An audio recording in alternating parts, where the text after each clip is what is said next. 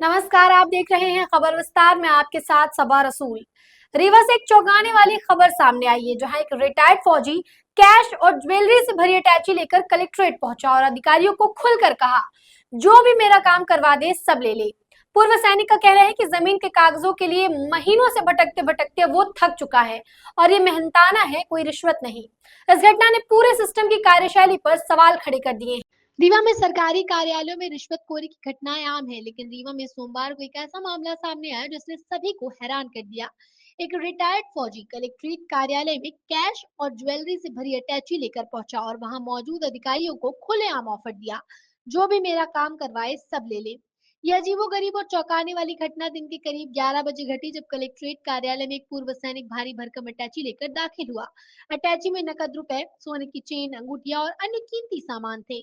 उसने किसी संकोच या डर के बिना अधिकारियों के सामने कहा कि वो अपनी जमीन से जुड़ा मामला सुलझवाना चाहता है और अगर कोई अफसर उसकी मदद करता है तो वो ये सारी चीजें देने को तैयार है। जब अधिकारियों ने उसे टोकते हुए कहा कि ये रिश्वतखोरी का मामला बनता है, तो उसने जवाब दिया कि ये रिश्वत नहीं बल्कि मेहनताना है। पूर्व सैनिक का कहना था कि उसने अपनी जिंदगी देश की सेवा में गुजार दी, लेकिन अब जब उसे एक छोटे से जमीन के कागज के लिए महीनों से भटकना पड़ रहा है तो वो थक गया है। घटना के बाद कलेक्ट्रेट कार्यालय में हड़कंप मच गया। कुछ अधिकारियों ने तुरंत सुरक्षा गार्ड को बुलाया और मामले की सूचना उच्च अधिकारियों को दी। डीएम कार्यालय से एक जांच टीम गठित कर दी गई है और पूरे घटनाक्रम की वीडियो फुटेज भी खंगाली जा रही है। प्रशासन का कहना है कि इस तरह का व्यवहार न केवल कानून के खिलाफ है, बल्कि ये भ्रष्टाचार को बढ़ावा देने वाली सोच को भी उजागर करता है।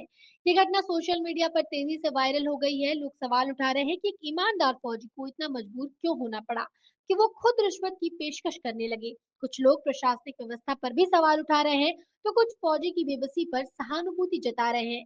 रीवा की ये घटना केवल एक व्यक्ति की कहानी नहीं है, ये पूरे सिस्टम के उस दर्द को उजागर करती है, जहां आम नागरिक, वो भी एक रिटायर्ड सैनिक, अपने जायज हक के लिए रिश्वत को आखिरी उपाय मानने लगता है।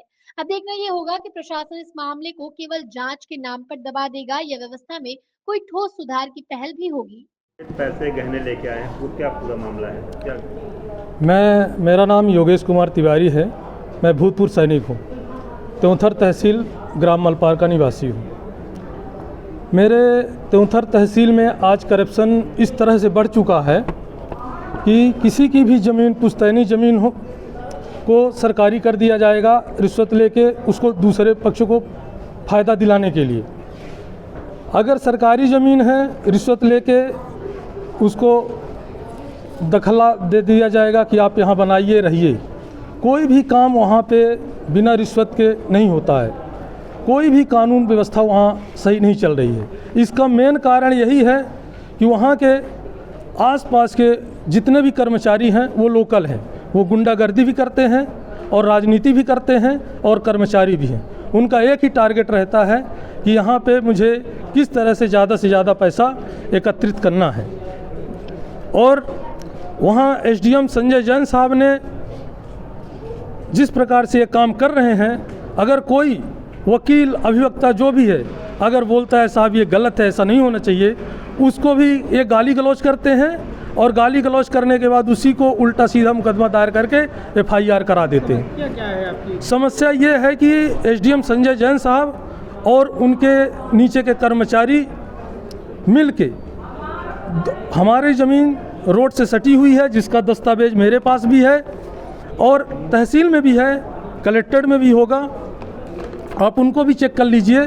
हमारे पुश्तैनी ज़मीन को किसी दूसरे को फ़ायदा दिलाने के लिए एसडीएम संजय जैन साहब ने और उनके नीचे के कर्मचारियों ने मिल के हमारे ज़मीन को सरकारी करवा दिया है। रिश्वत बजट लेकर आने की क्यों जरूरत? रिश्वत बजट लेके आने की ज़रूरत इसीलिए पड़ी क्योंकि त्योंथर तहसील के अंदर मैं सेना में था, मुझे पता नहीं था। मैं आता था, एप्लीकेशन देता था, अपने अफसरों को बताता था। कई बार जन सुनवाई में भी आया, एसपी साहब के पास भी आया, कलेक्टर साहब के पास भी आया। मुझे पता नहीं था कि बिना रिश्वत के काम नहीं होता है। मुझे ये लगता था कलेक्टर साहब के पास जाओ, एसपी साहब के पास जाओ, न्याय मिल जाता है। लेकिन मैं जब से यहाँ रिटायर होकर आया हूँ, मैं देख रहा हूँ कि यहाँ जिंदे आदमी को मुर्दा कर दिया जाता है, मुर्दे आदमी को जिंदा कर दिया जाता है। सरकारी ज़मीन को किसी के नाम से रजिस्ट्री कर दिया जाता है, किसी रजिस्ट्री पुश्तैनी ज़मीन को सरकारी कर दिया जाता है, रिश्वत दे दो। तो मैं इसीलिए कि रिश्वत लेके आया कि ये ज़मीन का एक टुकड़ा नहीं है, मेरी पुश्तैनी ज़मीन है और मेरे को फौज में एक ही चीज़ सिखाया जाता है कि ज़मीन का कोई टुकड़ा नहीं है, भारत माँ का एक टुकड़ा है, वो मेरे लिए भारत माँ है। तो मैं उसके लिए जान देता भी हूँ और जान लेता भी हूँ फौज के अंदर। नकदी और सोना किसके लिए लेकर आए? नकदी और सोना इसीलिए लेके आया हूँ कि जो भी भाई रिश्वत ही लेते हो तो आप ये ले लो, लेकिन मेरे ज़मीन को मेरे को दिला दो, क्योंकि उसको मैं माँ समझता हूँ। वो ज़मीन का कोई टुकड़ा नहीं है, मेरे 1-2 और प्लाट है, वो ले लो आप अगर चाहिए आपको तो, लेकिन ये मेरी पुश्तैनी ज़मीन मत लो।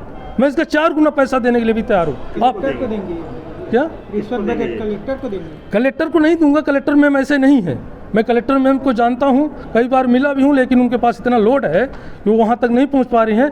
मैं इसलिए मैं ये लेके आया हूँ कि और उनके अधिकारी जो भी नीचे के हैं, अगर वो रिश्वत ही लेते हैं तो आप ले लीजिए, लेकिन मेरी ज़मीन वापस कर दीजिए। क्योंकि ज़मीन इसलिए वापस कर दीजिए क्योंकि ये मेरी पुश्तैनी ज़मीन है। मैं इसके लिए अपनी जान भी दे दूंगा, लेकिन मैं इसको छोड़ूंगा नहीं। अगर यहाँ न्याय नहीं मिला, तो मामला है, नाम बता दीजिए अपना। जिसका ये जो है गांव के दबंग, गांव का नाम बता दीजिए। ग्राम मलपार, नाम क्या? तहसील त्योंथर। मेरा नाम भूतपूर्व सैनिक योगेश कुमार तिवारी।